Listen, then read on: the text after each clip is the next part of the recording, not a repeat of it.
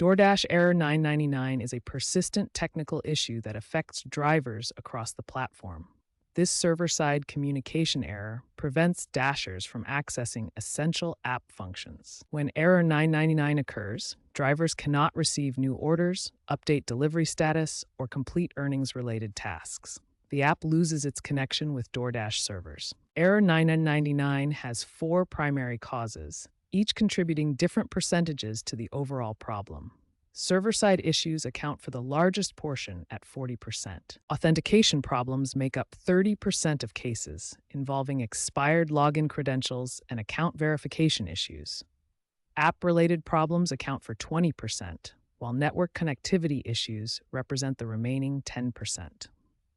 Error 999 affects approximately 3 to 5% of active Dashers on any given day.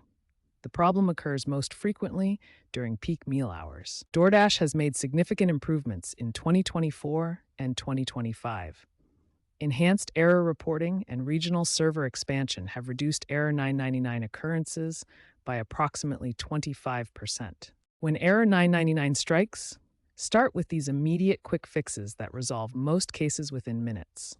Next, check if DoorDash servers are experiencing issues by visiting their official status page or checking their Help Twitter account. Finally, reset your network connection by switching between Wi-Fi and cellular data, or disable any active VPN connections that might interfere. If quick fixes don't work, try these advanced solutions that address deeper app and account issues. For iPhone users, offload and reinstall the app from your device storage settings to clear corrupted data. Also, ensure your Dasher account is in good standing and update to the latest app version from your device's app store. Prevent Error 999 with these proactive maintenance strategies that keep your app running smoothly. Contact DoorDash support if the error persists for more than 4 hours or affects your earnings and completion rates.